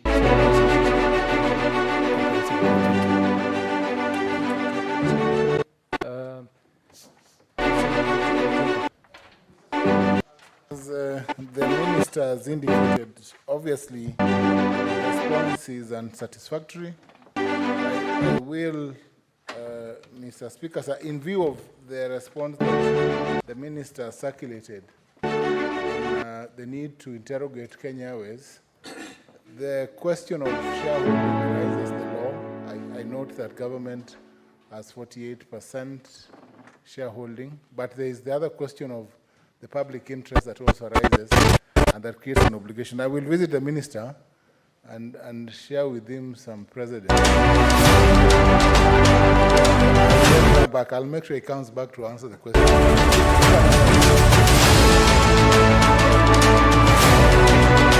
We've extended the sitting for another 15 minutes.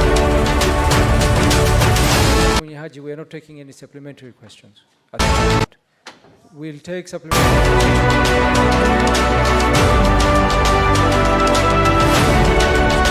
No point of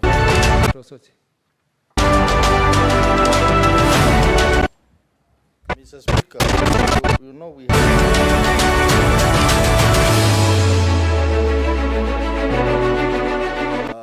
I am seeing a situation too much time trying to explain, and yet he has a written response. So the Cabinet Secretary has not actually spent a lot of time on the written response. He's been actually very brief. So anyways, because of time, well, let's go to the next question, which is actually raised by you, Senator Osotsi. If you could ask question number.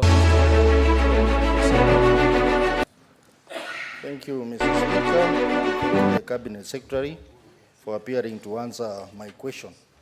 I want to ask question number 59. The Cabinet Secretary provide the criteria used by the Kenya Rural Roads Authority, KERA, in the allocation of funds to counties for the period April to June 2024, and explain why only 4 counties, including Vihiga County and Garissa County, where you come from, Mr. Speaker, were left out in the allocation. Number 2, what measures have been put in place by the ministry to ensure that KERA funds are not misappropriated through skewed procurement and political interference in the awarding of road construction contract? And this, Mr. Speaker, mainly touches on the 10% and 22%. Number 3, what steps is the ministry taking to eliminate duplicity in awarding contracts for the construction and maintenance of rural roads and avert misappropriation of funds? Thank you, Mr. Speaker. Cabinet Secretary. Mr. Speaker, I beg to respond as follows. The allocation of funds to counties is defined by the provisions of the Kenya Roads Act 2007, where 22% of the roads maintenance levy fund is allocated for the maintenance of constituency roads and the 10% for maintenance of link roads between constituencies. These allocations are shared equally across all the 290 constituencies in the 47 counties, with variations only resulting from the number of constituencies per county. Consequently, the funds disbursed to counties in the period in question constituted a second tranche of the 10% of road maintenance levy fund allocation shared equally as outlined above. Vihiga County received 20 million in this tranche, being 44 million per constituency. Enclosed are the details of the allocations to each county for 10% RMLF as Appendix 1 and 22% RMLF as Appendix 2. The allocation for maintenance under the development budget is mainly guided by Parliament in the allocation of public participation initiatives and other pressing emergencies that Parliament may consider necessary. The Ministry may allocate development funds for maintenance based on critical areas to be addressed, such as mitigation against flood damage and other emergency interventions. Due to limited budget ceiling available to the State Department of Roads, KERA is unable to allocate funds to all critical areas. Allocated funds should be enough to address the particular challenge and realize value for money, as a thin spread funds would result in ineffective allocation with little to show from the spread. The procurement of roadworks in KERA, number 2, the procurement of roadworks in KERA adheres to the Public Procurement and Asset Disposals Act, PPDA 2015, as amended in 2022, including PPDA regulations of 2020. Key controls in line with PPDA 2015 include open tendering for the roadworks, restricted tendering through a pre-qualified list, publishing all tenders on the authority's website and the Public Procurement Information Portal, PPIP, strict adherence to awarding at least 30% of the contracts to special groups in line with ACPO. 3, to prevent duplicity in roadworks, the ministry undertakes several measures. A, sharing annual roadworks program with all relevant agencies, including county governments. B, ensuring adequate consultation with county governments when roads under their purview are prioritized by the Constituency Roads Committee for maintenance works and entering into memorandum of understanding as applicable. C, notifying the public through various platforms, including media channels and public boards, about ongoing project scope of works, and contractor details and other salient information.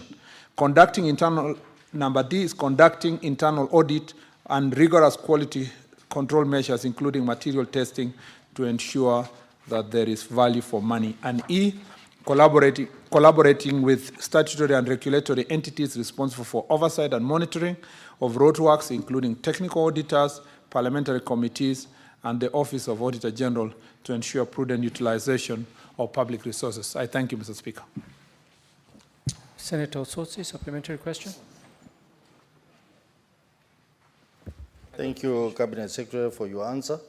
But looking at the first part of the question, which talks about the allocation of funds to the counties between April and June 2024. The Cabinet Secretary is a bit general on this matter. I would have thought that he will bring a list of all the counties and what was allocated. Because the list I have, it indicates that money for the maintenance of road, and this is outside the RMLF, that was allocated within that period. 4 counties, including Vihiga County and your county, Mr. Speaker, were left out. So this is the list I would wish the Cabinet Secretary to make reference to, and not the Roads Maintenance Levy Fund, which, as we know, it is at 22%, and also the 10%, which is for maintenance of roads that link constituencies. So I'm referring to that listing of funds which were given to the counties between April and June. That indicates that my county got nil. Number 2, the answers to question 2 and 3, Mr. Speaker, that is the best case scenario. But Mr. Speaker, we know that the carer funds, which are under the management of members of parliament, are misappropriated. And that's a fact. And this is something that we discussed the whole of last week and this week. The 22% and the 10%. So the answer there, as much as it looks very good, but the situation on the ground, Vitukwa ground, is different. Number 3, Mr. Speaker, the issue of duplicity in road maintenance and construction. This is a serious problem, Mr. Speaker, that county puts money on a road, the member of parliament puts the money on that same road, and in some places even the MCA, the same road, and the carer, the same road. And you end up having a situation where public money is misused. So the answer given by the Cabinet Secretary to me is not adequate, and the Cabinet Secretary needs to go on the ground to get the real facts about this problem, which we all know as senators. It's happening in our counties. So, Mr. Speaker, the answers given by the Cabinet Secretary is very inadequate.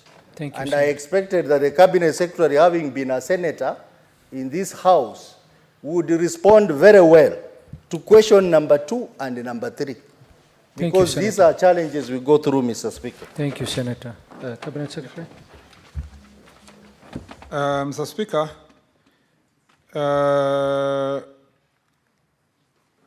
first of all, the truth is that every constituency gets the same money from carer, exactly the same. Last financial year, 62 million for every constituency in the Republic, because the law itself, the Kenya Road Sports Act 2007, Section 6, makes it mandatory to that it be shared equally across the country. So Vihiga gets its fair share of its constituency. How it is advertised is different for every constituency at different time, depending on the constituency roads committees, meetings, and so forth. So you would have picked the period, under the answer I gave, you picked a period where there was an advert going out for that county with many other counties across the country in relation to that only figure. But cumulatively, when you finish the financial year, depending on how the planning was done for every constituency, it will eventually lead to 62 million shillings. Number 2, Mr. Speaker, I don't think it is, the last time I was in this House, before I left, and I still think it's the same, it is not right to impute an improper motive to the other chamber. It is for the committee and good working relationship with two chambers of parliament, it is important not to generalize a debate about National Assembly and the Senate. And therefore, because, Mr. Speaker, even when my eyes are thrown around the House, I see 3 former members of National Assembly who managed constituencies and worked with the Constituency Roads Committee, Honorable Omenen, Honorable Tobiko, Honorable Gisang. All of them have a good history about how the carer works with constituencies. And Honorable Abbas also is here. So by and large, and as we progress, there are more people who are coming from National Assembly to work here, and there are people who live here to find themselves in National Assembly, and I know a number of them when we work together, and then others who become governors, as I suspect the honorable member is one of the suspects.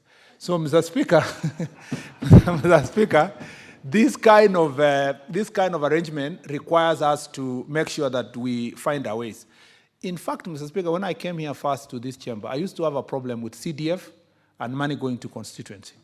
But as I progressed towards the second term, I asked myself, is it better to go to my constituency, say Marakwet East, where I come from, and go and fight with the Constituency Roads Committee people I know and fight with the MP?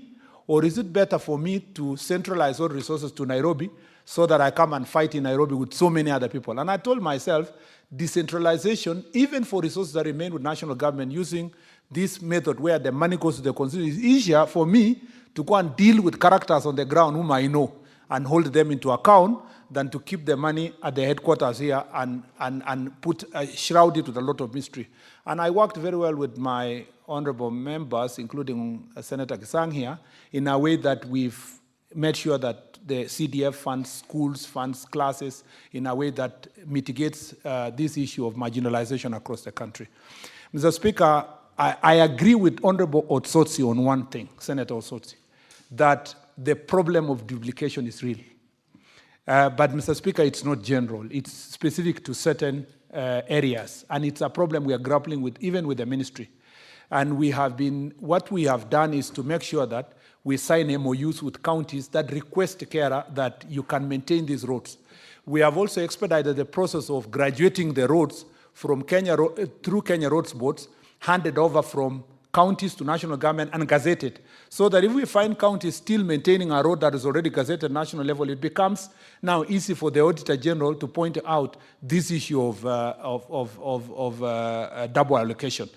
This area, especially in marginalized counties, this area of allocation of devolved roads money is still a little bit, the accountability is not up to date, and it's something we are working with on the ministry, and it's good to acknowledge as it is, but it's not general in such a way that I would say even Vihiga is a victim. What Senator Osotsi can help me do is that in cases where there is an actual evidence that this is happening in this place, he can give me the information, even if it is not publicly, privately, because I don't need to fight with the MP. The regional manager or the regional director of the agency carer, we will hold him into account. I don't know the MP and I don't know the committees that are happening there. Eventually, the responsibility is with the regional director, and that's the person I will hold into account, that the money is allocated to where they have told us it's allocated. I thank you, Mr. Speaker. Thank you very much, CS. Next question, question number 58 by Senator Professor Tom Ojenda.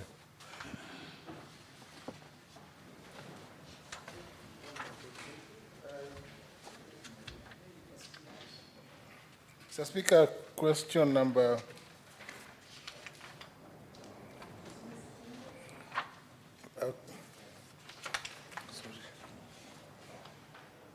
question number 61 to the CS Cabinet Secretary, Roads and Transport. Mr. Speaker, this question is in 5 parts. Part 1, is the ministry currently undertaking real-time mapping of all roads, bridges, and other transport infrastructure affected by the April-May 2024 unprecedented rains and floods? And if so, could the CS roads provide a list of all affected transport infrastructure across the country? B, what flood mitigation measures are required to bring each affected infrastructure to a state where it can withstand the rains and floods, especially in Lamu, currently being witnessed in the country, and what are the budgetary implications of such improvements? C, could the Cabinet Secretary outline the obligation of the national government vis-à-vis those of the county governments regarding the reconstruction of each transport infrastructure affected by floods? D, what long-term measures are being implemented to address the poor drainage system throughout the major cities and towns, bearing in mind Narok, ensuring that such occurrences do not repeat in the future, and what are the budgetary implications of these actions? Lastly, Mr. Speaker, sir, what steps are being taken to compensate victims of past transport infrastructure engineering that resulted in changes in the path and course of various rivers, hence the flooding of some homes and human settlements that naturally were not in the path of those rivers, taking into account Nairobi River? Thank you, Mr. Speaker. Cabinet Secretary. Mr. Speaker, I confirm that the Ministry, through its road agencies, is actively undertaking real-time monitoring and mapping of infrastructure affected by the unusually heavy rains during the period of April-May 2024, as well as the El Nino rains of October to December 2023. This initiative aims to facilitate timely repair and reconstruction efforts. The detailed report on the observed damage to our transport infrastructure is presented herewith. The required mitigation measures vary depending on the structure and type of road pavement. Road structures such as bridges and culverts are designed to handle abnormal flows over a specific return period without incurring damage. To carry out the necessary reinstatement works, comprehensive hydrological and hydraulic studies are conducted to inform the redesign of the structures. Subsequently, the required works include the reinstatement of structures, enhancement of drainage systems, protection of works, rebuilding of embankments, and redesign of road pavement and alignments. The proposed budget to facilitate these activities is annexed here with Mr. Speaker. Mr. Speaker, sir, according to 4th schedule of the Constitution, the national government is responsible for the construction and operation of national trunk roads and set standards of construction and maintenance of roads by both national and county government. The county government is responsible for the construction and operation of county roads. From this, it is evident that the national government ensures that national trunk roads meet the required standards for safety, durability, and resilience against the natural disasters such as floods. In setting standards for counties, the national government provides technical expertise, guidance on materials, construction methods, and maintenance practices to be followed by county governments. The county government, on the other hand, ensures accessibility and maintains roads to passable and safe for all users.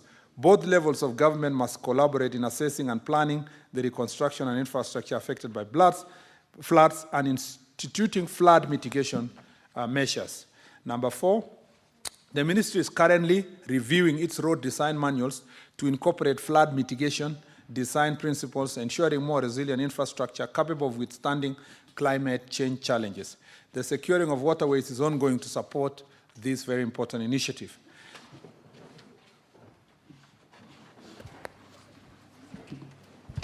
Cabinet Secretary, thank you for appearing.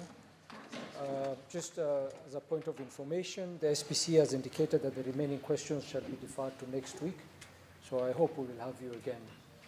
That's how much we like you, Cabinet Secretary. Thank you. And we'll have you again next week to appear in this House. Honorable Senators, it is now 1:15 p.m. Having concluded the business of which I extended the hours of sitting pursuant to Standing Order 34-2A, the Senate stands adjourned until today, Wednesday, 10th July 2024 at 2:30 p.m.